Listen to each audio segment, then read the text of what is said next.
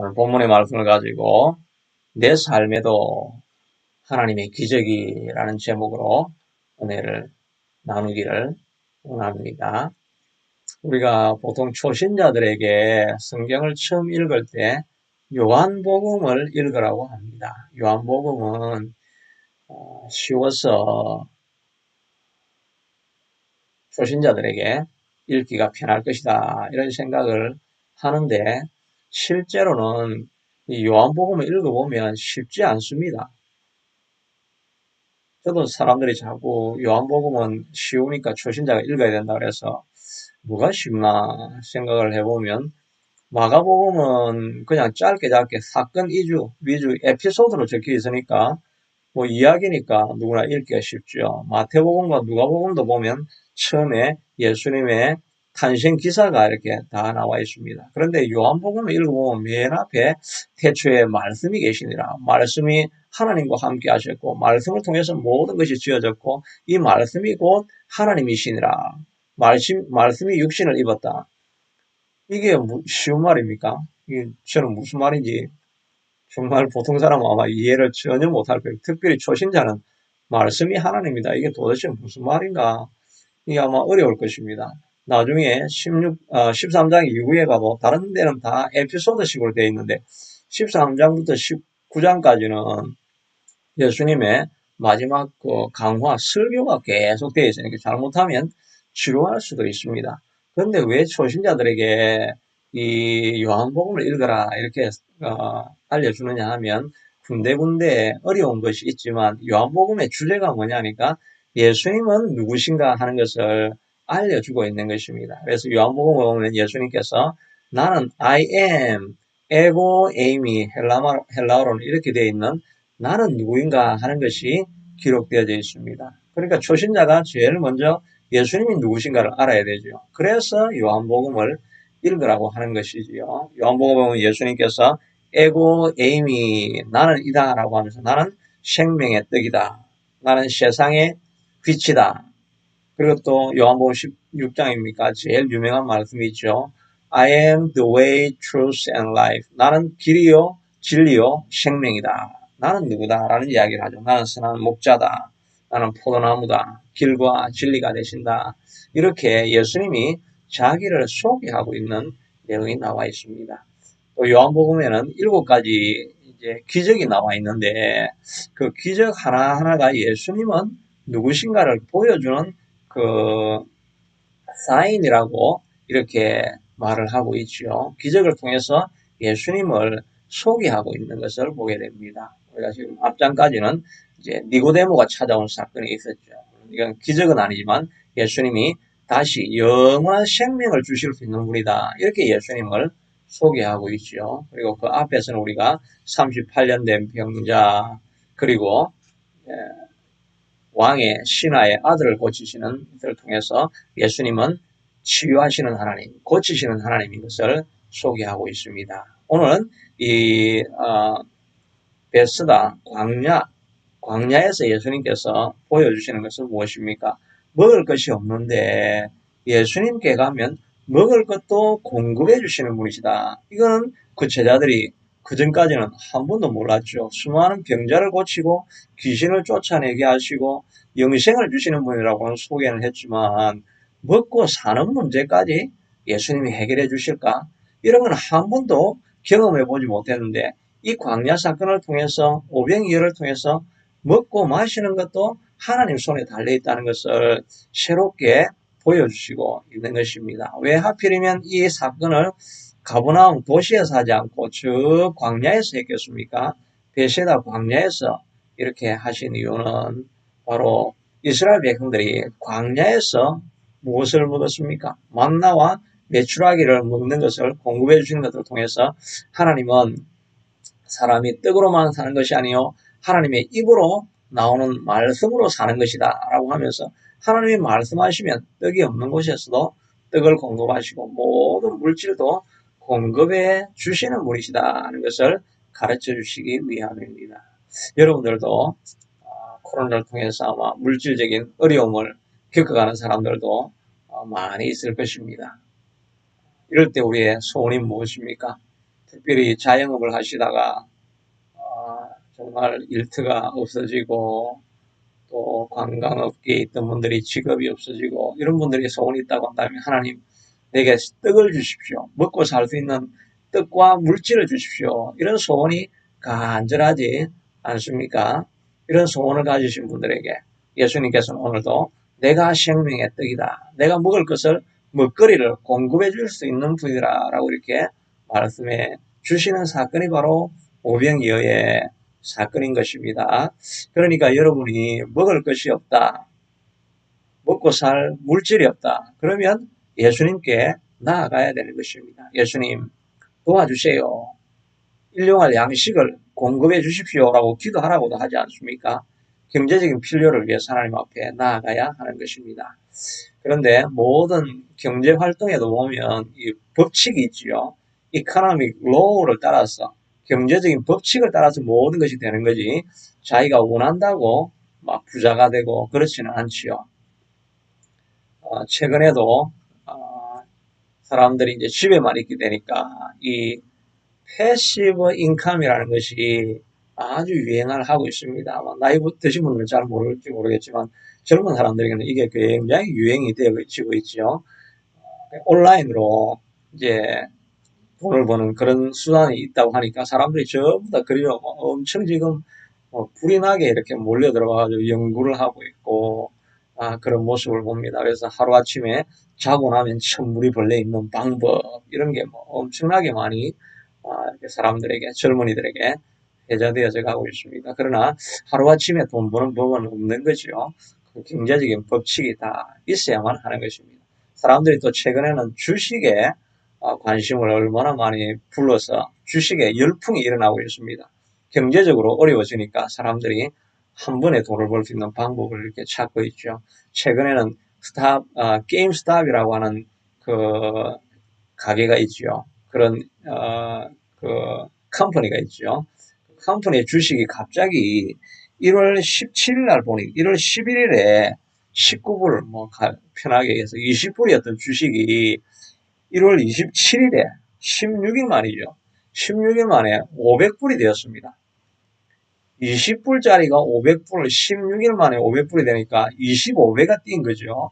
그러니까 자기가 10,000불 정도의 주식을 가지고 있었다고 한다면 16일 만에 25만 불이 된 겁니다. 10만 불 주식을 가지고 있었으면 250만 불이 갑자기 15일 만에 돈을 240만 불을 벌은 거지 않습니까? 이러니까 사람들이 전부 다 이렇게 광풍이 일어나가지고 한국 사람들도 막 뛰어들어가지고 그 주식을 사버렸습니다. 그러니까 여기도 뉴스에 많이 나왔죠. 게임스탑 주식이다 해가지고 이거 조심해야 됩니다. 이런 이야기가 많이 있었습니다. 이 게임스탑이라고 하는 가게는 이 젊은이들 많이 하는 게임 있죠. 게임의 CD를 이렇게 파는 것입니다. 근데 이거는 진짜 사양 사업이지요. 요즘 비디오 가게가 됩니까? 전부 다 인터넷에서 다운로드 다 하는데 게임도 인터넷으로 다운로드 아직 가게 안 갑니다. 그리고 이제 코로나로 가게 문도 닫고 그러니까 주식이 지금 이게 막 떨어지고 이건 망하는 기업입니다.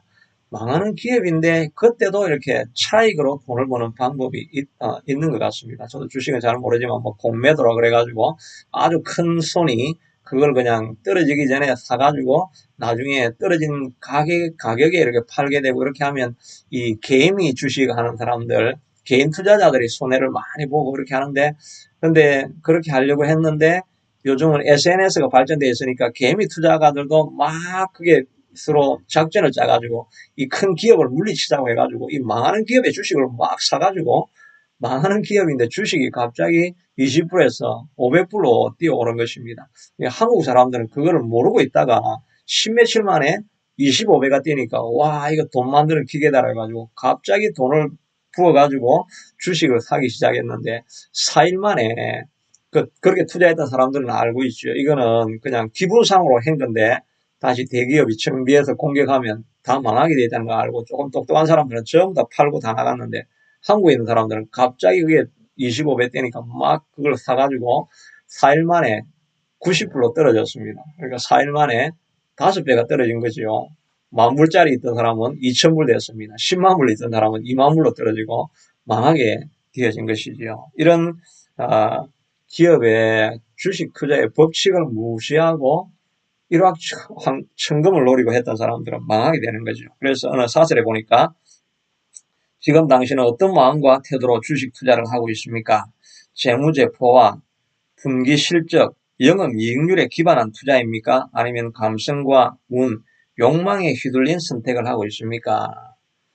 이 투자를 하려고 하면 재무제표를 보고 분기 실적을 보고 영업이익률이 실제로 얼마나 났는가 이걸 보고 이걸 따져가지고 생각을 하고 해야 되는데 막 오르니까 사면은 망하게 된다는 것입니다. 그래서 하필이면 저 종목에 모순된 이름마저 투자자에게 엄중한 경고를 느끼게 합니다. 이 가게 이름이 게임 스탑이지 않습니까? 게임을 스탑하라고 그랬는데 그 게임을 해가지고 망하게 된다는 것입니다. 제가 좀 길게 설명을 이렇게 하게 됐는데 저도 오늘 이렇게 좀 궁금해서 주식을 찾아보니까 이런 이야기가 있어서 경제적인 법칙도 법칙을 따라야 되지 그냥 감정과 내 욕망을 따라서 부자 되려고 속히 부자 되려고 하면 망한다고 말하지 않습니까? 성경에. 이 세상의 물질도 이런 경제의 법칙을 잘 따라서 꾸준하게 노력하면서 착실하게 해야 재물이 모아지는 것입니다. 하나님의 기적의 법칙도 마찬가지죠. 무조건 그냥 하나님 앞에 때를 쓴다고 기적이 일어나는 것은 아니죠. 우리의 삶에도 이와 같은 먹거리의 기적 이런 일들이 일어나려고 하면 어떻게 해야 됩니까? 오늘 성경 본문을 통해서 원칙을 생각해 보면 첫째는 의에 줄이고 목마른 자에게 하나님께서 풍성함을 주시게 되는 것입니다. 마태복음 산상수훈에도 의에 줄이고 목마른 자는 복이 있나니 저희가 배부를 것이라고 말하고 있지 않습니까? 물질이 아니라 의에 줄이고 목마른 사람들에게 하나님께서 복을 베풀어 주시는 것입니다. 2절에 보면 사람들이 이제 예수님이 오신다고 해서 많은 사람들이 병자들이 행하는 표적을 보고 모였다 이렇게 했는데 뭐 병을 고치기 위해서 모였다고도 할 수 있지만 마태복음 14장이나 이런 데 보면 예수께서 들으시고 배를 타고 떠나사 따로 빈들에 가시니 무리가 듣고 여러 고을로부터 걸어서 따라간지라. 예수님이 배 타고 가버나움 지역에서 베세다 쪽으로 이렇게 간다는 이야기를 듣고 사람들이 고을로부터 다 걸어서 거기를 따라간 것입니다. 마가복음 6장에 보면 예수님과 제자들이 가는 것을 보고 많은 사람들이 거들인 줄을 안지라. 모든 고을로부터 도보로 그곳에 달려와 그들보다 먼저 갔더라. 예수님은 배 타고 이렇게 오시는데 어떻게 걸어갔는데 예수님보다 더 빨리 갈 수가 있었는지 모르겠습니다. 마치 어떤 예배는 그런 예배가 있죠. 빨리 안 가면 자리를 뺏기니까 아침에 일찍 일어나가지고 빨리 가서 자리 잡으려고 가는 그런 예배가 있죠. 바로 그런 사모하는 마음이 이 사람들에게는 가득했던 것을 알 수가 있습니다. 우리가 한편으로는 보면 예수님도 나중에 그런 문제를 지적하시기도 하셨지만 이 사람들은 아무래도 예수님을 만나러 가는 것보다 병을 고치러 간 것이 아닌가 이렇게 비난을 할 수도 있습니다. 그런데 그런 목적이 있기는 했지만 이 사람들이 아침에 왔다가 저녁까지 병을 고쳤으면 가야 되는데 가지 않고 기다리고 있지 않습니까? 왜 기다리고 있습니까? 예수님의 말씀에 대한 갈망, 예수님의 말씀을 따라서 진리를 사모하는 열망이 있으니까 그 자리에 머물러 있었던 것 아닙니까?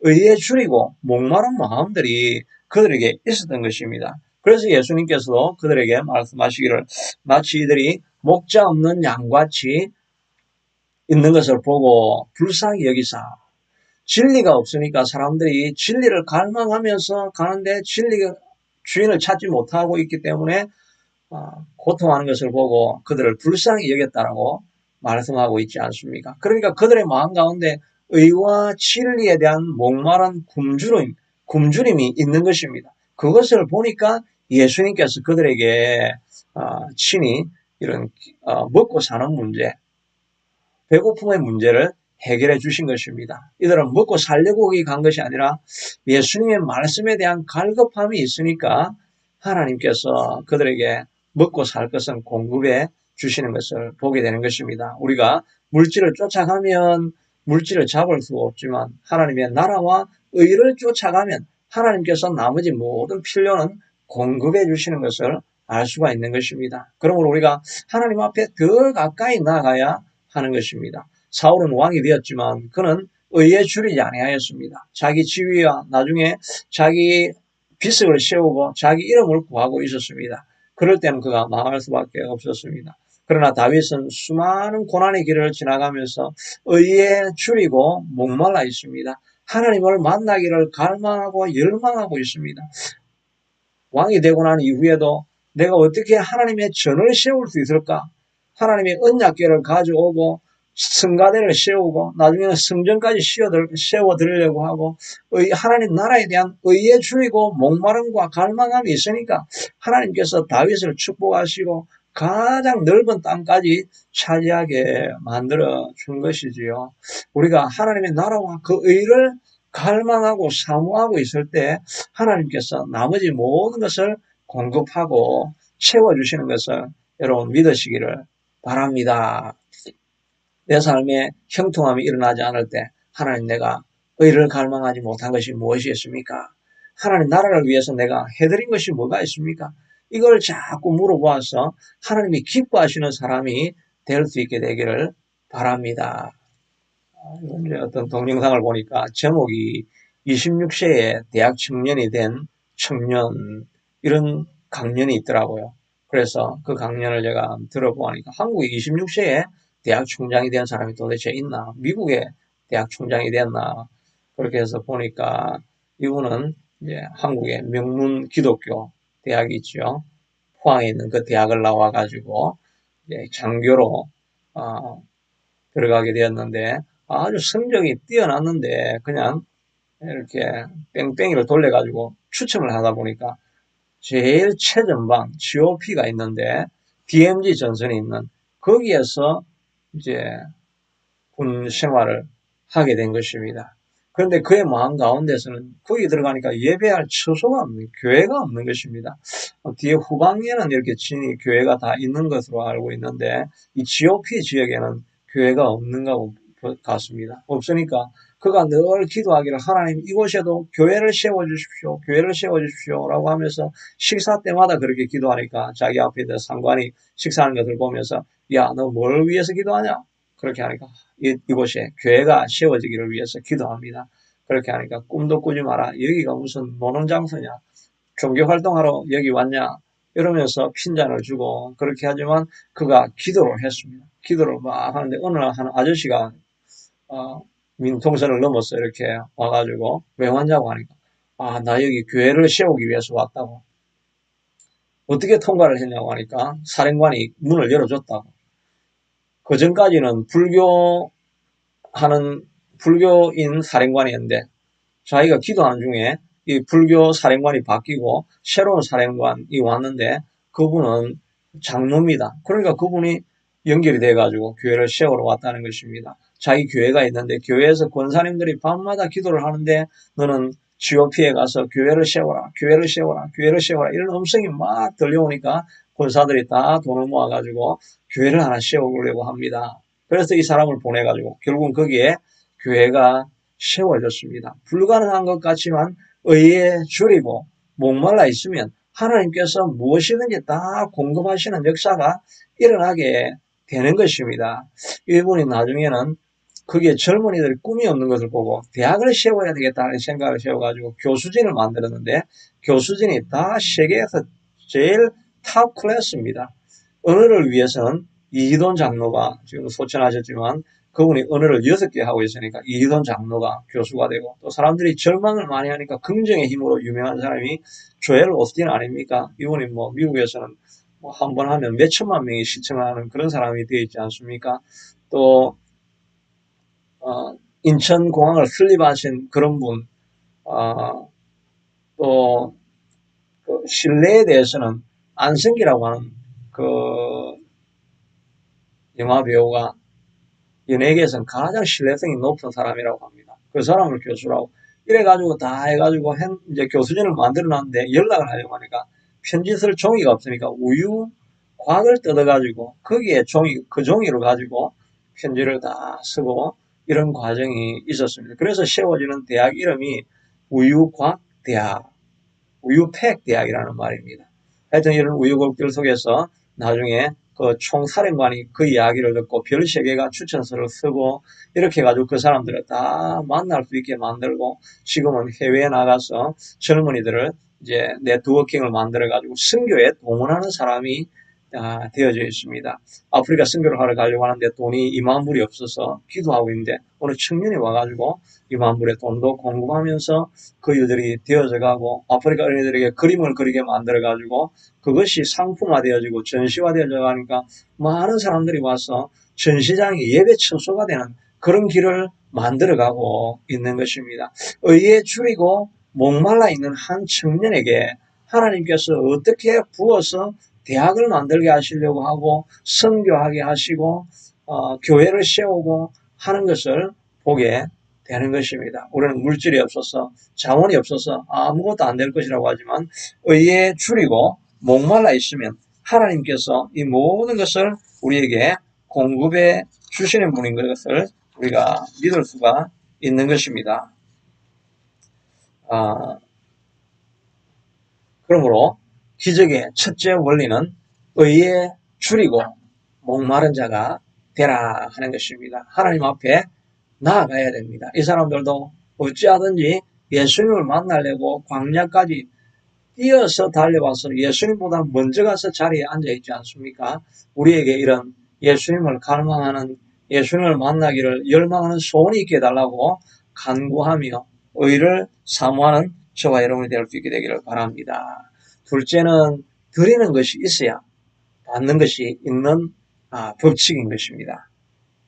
구절을 보니까 여기 한 아이가 있어 보리떡 5개와 물고기 2마리를 가지고 있나이다. 그러나 그것이 이 많은 사람에게 얼마나 되겠나이까. 이 소년이 물고기 2마리와 5개의 보리떡을 바쳤습니다. 근데 이 보리떡이라는 것은 그 당시에는 좀 고급이 부유한 사람들은 밀로 만드는 떡을 먹죠. 보리떡은 한국이나 여기나 가난한 사람들이 먹고 있는 것입니다. 그러니까 이 소년에게는 그게 가난한 집안에서 온 소년이라는 것을 알 수가 있죠. 그리고 가난한 집안에 있는 소년이었고 그리고 다 아침부터 와서 굶고 있었으니까 이 소년에게는 이 오병이어가 너무나 소중한 것입니다. 그런데 그것을 어른들도 아니고 애 것을 뺏어서 가져가려고 하니까 애가 그걸 너무나 아까워했었을 것입니다. 그럼에도 불구하고 하나님 앞에 내려놓지 않습니까?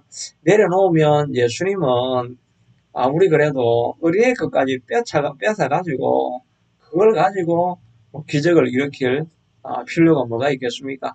그죠? 하늘에서 만나가 내리고 메추라기가 내리게 하시는 하나님의 능력이 있으니까 그냥 하나님이 기도하여서 이 시간 여기에도 만나를 다시 한번 경험하게 해주십시오라고 이렇게 해도 사람들이 기적을 경험할 수 있었을 것입니다. 그러나 예수님은 구태여 그 오병이어를 사용하죠. 덜어진 희생과 재물을 가지고 사용합니다. 다시 말해서 누군가 드린 것이 있어야 그것을 재료로 해서 하나님께서 역사를 일으킨다는 것입니다. 과부의 2렙돈을 엿는 것을 보면서 예수님께서 그의 전 재산을 넣었다라고 말하고 있습니다. 웬만하면 2렙돈이면 뭐 200원, 300원 밖에 안 되는 건데 그냥 그거 가지고 과부가 먹고 살아라고 할 수 있는데 예수님은 정말 째째한 것 같지만 그걸 다 받아 챙깁니다. 받아 챙겨서 그런데 챙기고 나면 드리고 나면 받는 복을 경험하게 하시려고 하는 거죠. 사렙다 가부 뭐 자주 이야기하지만 자기가 마지막 남은 떡 아닙니까? 먹고 죽으려고 하는 것을 엘리야가 가서 그것을 억지로 뺏어가지고 내부터 먼저 섬기라. 하나님을 먼저 섬기라. 하나님께 섬기라고 뺏어내고 나니까 망할 것 같았는데 그 결과가 어떻게 됩니까? 3년 6개월 비가 오지 아니하고 먹고 살 것이 없는 그 귀한 기간 동안에 기름통이 마르지 아니하고 밀가루통이 마르지 않아서 살아남는 역사가 일어난 것이 아닙니까? 먼저 하나님 앞에 희생하며 드리고 있을 때 하나님께서 그 희생을 사용하셔서 기적을 일으킨다는 것을 알 수가 있는 것입니다. 누가복음 6장 38절에도 보면 주라 그래야만 내가 돌려줄 터이니 후이되어 흔들어 넘치도록 하여 너희에게 안겨주리라고 약속해 주고 있지 않습니까? 먼저 주라 그래야만 내가 돌려줄 것이니 주지 않는데 예수님께서 우리에게 돌려주지 않는 것입니다. 먼저 우리의 것을 다 내려놓고 나의 가장 소중하고 귀중한 것이지만 그것을 내가 하나님 앞에 드립니다라고 내 것을 드리는 마음이 있을 때 그것을 보고 예수님께서 주라 그래야만 내가 돌려줄 터이니 돌려줄 때 후이되어 흔들어 넘치도록 하여 너에게 안겨주리라고 약속해 주시는 것입니다. 우리에게 왜 이런 기적을 경험하지 못한 경험들이 우리에게 없습니까? 왜냐하면 우리는 하나님 앞에 내 소중한 것을 드려보는 그런 경험을 하지 못하기 때문인 것입니다. 아브라함도 자기에게 100년 만에 얻었던 귀한 아들을 드리라고 할 때 하나님께서 아브라함이 드려버리니까 아브라함아 이제야 내가 참으로 나를 경외하는 줄 알았노라 라고 하고 그를 믿음의 조상으로 만들어주신 것 아닙니까? 향유옥합도 이 여인이 가장 귀한 것을 다 끼어서 바쳐버리니까 이 여인의 이름이 복음이 전파되는 곳에는 어디나 남게 하라고 말씀하시니까 오고 오는 인류의 이 여인에게는 영원한 이름을 알리게 되는 그런 복을 누리게 되지 않습니까? 주라고 말씀하실 때 우리가 먼저 하나님 앞에 드리는 일이 있어야 할 것입니다. 우리가 잘 아는 어떤 한 유명한 의사 되신 분이 계시죠. 너무나 가난해서 집에 있으면 바람이 옆으로도 들어오고 누우면 하늘이 보이고 추운 겨울에 도저히 집에 있을 수가 없어가지고 철야 교회 가면 따뜻하니까 교회 가서 자고 이렇게 가난한 과부의 아들로 살아가는데 이 과부 되시는 어머니가 대전역에 있는 할아버지를 보고 추위에 떨고 있으니까 데려가서 목욕을 시키고 가서 밭에 가서 시래기를 주워 오라고 해서 거기에다가 자기가 먹던 그 밀가루를 부어가지고 그걸 먹는데 이 할아버지가 그냥 좀 남겨주면 될 텐데 배고프다고 전부 다 먹어버리고 그런데도 그 어머니가 없는 중에서 그 노인을 섬겨두니까 결국은 그 노인을 통해서 예수님께서 내가 그 노인이 바로 줄일 때 내가 나를 먹여주었으니까 내 인생을 책임지겠다라고 해서 그의 인생이 나중에 유명한 의사로 이렇게 사역을 하는 일이 있는 거 우리가 자주 간증을 듣지 않습니까? 최근에 어떤 목사님도 이야기를 들어보니까 자기가 아버지가 먼저 돌아가셔서 남은 것이 아무것도 없고 집 한 채가 남아 있는데 자기 어머님은 전도사로 사역을 하고 그렇게 하다가 집 잃은 사람들 집을 데려다가 먹여주고 입혀주고 거기다가 자기 그 결혼 반지까지 뽑아가지고 돌 반지까지 뽑아가지고 다 주면서 너 먹고 살고 없으니까 이걸 가지고 잘 생계를 유지하고 전당포에 잡혀서 돈이라도 일단 좀 벌어가지고 나중에 내게 갚아라 이렇게 했는데 그걸 들고 도망을 가버렸습니다. 그런 어려움들이 있었는데 나중에 어머니가 회고하면서 내가 아무것도 없이 살았는데 너희 세 형제들이 다 유학하고 공부하고 또 훌륭한 자리에 머무를 수 있게 되어진 것을 생각해보면 그때 아낌없이 주었던 주라 그래야 내가 돌려주리니 후이되어 흔들어 넘치도록 하여 너에게 안겨주리라고 하는 그 약속이 내 삶에 일어난 것이다라고 고백을 하고 있는 것을 보게 되는 것입니다. 우리는 하나님께서 쓰시겠다고 할 때 반드시 물질만은 아니죠. 내 재능과 시간과 또 헌신과 희생을 달라고 할 때 하나님 앞에 먼저 들여놓아야 되는 것입니다. 우리는 내가 너무 시간이 없기 때문에 내가 너무 없기 때문에 우리가 드릴 수 없습니다라고 이야기할 때 그때 그렇게 될 때 하나님의 법칙이 이루어지지 않는 것이죠. 주라 그래야면 너에게 돌려주리니 이런 역사가 일어날 수가 없는 것입니다. 무엇보다 우리가 하나님께도 드려야 될 것이 있죠. 11조와 또 헌금과 감사헌금 이런 것들은 정말 우리가 마음을 다해서 어려운 시기일수록 드리기를 힘써야 될 것입니다. 드릴 때 하나님께서 그것을 사용하셔서 하나님께서 우리를 복되게 하는 이런 법칙이 있는 것입니다. 하나님 앞에 나아가서 복을 달라고만 기도할 것이 아니라 이 하나님의 경제의 원칙을 따라서 주라 그래야 내가 돌려줄 것이라고 약속하시는 것을 따라서 우리가 무엇은 바라고 헌신해서는 되지 않겠지만 하나님 앞에 기쁨으로 늘 드리는 삶을 살아갈 때 하나님께서 우리에게 기적으로 공급해 주시는 역사가 일어나게 될 것입니다. 마지막으로는 믿음의 순종이 있어야 한다는 것을 알 수가 있는 것입니다. 예수께서는 빌립에게 이 사람들에게 먹이라고 말씀하시면서 6절에 보면 이렇게 말씀하시면 어떻게 하실지를 아시고 빌립을 시험하고자 하심이라. 이 말은 예수님께서 그 사람들을 보면서 많은 무리를 보면서 내가 이 사람들을 이제 먹일 것이다라고 하는 것을 예수님께서는 알고 계셨던 것입니다. 그 능력이 그에게 있다는 것을 예수님께서 아시고 베풀기 전에 내게 이런 능력이 있는 존재인 것을 너가 깨달아라 하는 것을 보여주시려고 결정을 하시고 나서 그 필립이나 제자들이 믿음이 있는 것을 바라보게 되는 것입니다. 구약에 보면 하나님에 대해서 다윗은 그렇게 고백을 하고 있죠.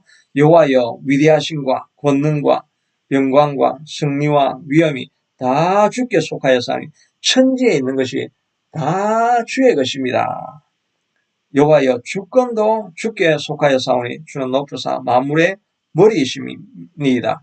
부와 기가 주께로 말미암고 모든 권세가 주의 손에 주는 만물의 주제가 되사 주의 손에 권세와 능력이 있사오니 사람을 크게 하심과 강하게 하심과 부하게 하심이 모두가 다 주의 손에 달려있다라고 말씀하고 있습니다. 이와 같이 예수님은 이 수천 명의 수만 명의 사람들도 먹일 수 있는 권능을 가지고 계신 것입니다. 그러면서 빌립에게 또 제자들에게 내가 이런 권세가 있다는 것을 너희가 믿어라. 너희가 믿고 있느냐를 시험하면서 빌립에게 물어본 것이죠. 빌립은 계산을 열심히 해서 이 사람들을 먹이려고 하면 200데나리온 연봉의 3분의 2 정도가 있어야 됩니다. 라고 계산을 했습니다. 그는 정확하게 계산을 했지만 거기에 하나님을 계산에 넣지 않았지요. 12명의 정탐병이 가서 10명은 그 성을 잘 돌아보고 성이 요새에 쌓여져 있고 안에 안악 자손이 있고 그걸 정확하게 파악을 했습니다. 그러나 그들이 계산하는 가운데 예수님을 넣지 않은 것입니다. 하나님을 넣지 않은 것입니다. 하나님을 넣으면 하나님께서 이 모든 것의 주제가 돼서 하나님 만물이 다 주의 것인 것을 우리가 고백하게 될 때 하나님께서 이 모든 일을 이루어 내실 수 있고 감당할 수 있게 된다는 것을 알 수 있는 것입니다. 빌립은 그런 마음이 없었던 것입니다. 여러분 우리도 믿음을 가지고 있다가도 어떤 큰 사건을 만나게 되면 믿음이 있는 사람들도 이런 믿음이 다 사라질 때가 있지요. 하나님께서 이스라엘 백성들이 광야에서 불평을 하니까 내가 이들에게 고기를 한 달 동안 먹게 하겠다라고 하니까 모세가 하는 말이 이 백성의 보행자가 60만 명인데 주의 말씀이 한 달 동안 고기를 주어 먹게 하겠다 하시오니 그들을 위하여 양떼와 소떼를 잡은들 족하며 바다의 모든 고기를 잡은들 족하겠습니까? 소떼와 양떼, 바다의 고기를 다 가져오고 이렇게 모세도 하나님을 대면하면서도 믿음이 사라질 때가 있습니다. 계산을 해서 인간적인 계산을 해서 절대 안 됩니다. 이렇게 이야기를 하는 경우들이 있는 것입니다. 그러나 예수님이 우리에게 원하시는 것은 믿음을 가지라는 것입니다. 내가 천지의 만물을 주관하고 있고 만물이 다 내게 속한 것이 아니냐. 모든 물질이 다 내 것이 아니냐. 권세와 주권이 내게 있는 것이 아니냐. 부하게 하고 가난하게 하고 또 크게 하고 강하게 함도 다 내 손에 있는 것이 아니냐. 이걸 왜 믿지 못하느냐. 이 믿음을 갖기를 원하는 마음을 가지고 빌립에게 물어본 것이 아닙니까? 그리고 나서 제자들을 다 제자들에게 50명씩 100명씩 사람들을 둘러 앉히라고 하시고 기적을 베풀어 주신 것은 내게 그런 능력이 있다는 것을 예수님께서 친히 우리에게 보여주시고 그런 믿음을 갖기를 원하시는 것이 이 사건의 핵심이 아니겠습니까? 그러므로 우리도 하나님 앞에 믿음을 가질 수 있게 되기를 축복합니다. 사건이 아무리 되어지지 않을 것 같은데도 우리 하나님이 함께 하시면 모든 것은 가능합니다. 마리아가 나는 남자를 알지 못하는데 어떻게 내가 아들을 낳을 수 있겠습니까? 라고 이야기할 때 대저 주의 말씀이 능치 못함이 있겠느냐라고 말씀하실 때 그가 믿었던 것처럼 우리의 삶 가운데서도 하나님이 역사하시면 안 될 일이 무엇이 있겠는가? 이 믿음을 회복하기를 하나님께서 원하실 것입니다. 여러분의 환경 가운데 불가능할 것 같은 그런 환경 속에서도 예수님을 신뢰할 수 있게 되기를 바랍니다. 이 제자들은 50명, 100명 앉히라고 하니까 그들을 다 둘러 앉혔습니다. 손에 아무것도 없는데도 그냥 앉혔습니다. 그리고 순종을 했습니다. 떡을 가져갈 때까지는 하나밖에 없었습니다. 그런데 떼면은 다시 생기고 떼면은 다시 생기고 우리가 믿음을 가지고 나누어 주려고 할 때 하나님께서 우리를 통해서 놀라운 역사가 일어나게 하는 것을 보여주시게 될 것입니다. 여러분 앞에 있는 문제가 무엇입니까? 또 저도 교회를 바라보면서 이 미약한 교회가 무엇을 할 수 있겠는가? 이런 생각을 하기도 하지만 그러나 하나님의 의에 줄이고 목이 말라 있으면 주의 나라를 위하여 교회를 세우겠다고 하는 열망이 있으면 하나님께서는 필요한 것은 다 공급해 주시게 될 것입니다. 또한 하나님 앞에 우리가 믿음을 가지고 순종하고 나아가면 하나님께서 다 채우실 수 있을 것입니다. 우리는 모든 것은 하나님의 권능 아래 있다는 것을 믿고 하나님을 신뢰하면 하나님께서 이 모든 것을 우리에게 공급해 주시는 역사가 일어나게 될 것입니다. 먼저 주라. 그래야만 내가 돌려주리라고 하는 그런 약속이 여러분 삶에 일어나서 여러분 삶의 경제적인 문제까지도 이 원칙을 따라서 나아갈 때 복되고 풍성한 삶을 누릴 수 있는 축복이 여러분과 함께 하시기를 축복합니다. 자비하신 아버지 하나님, 하나님은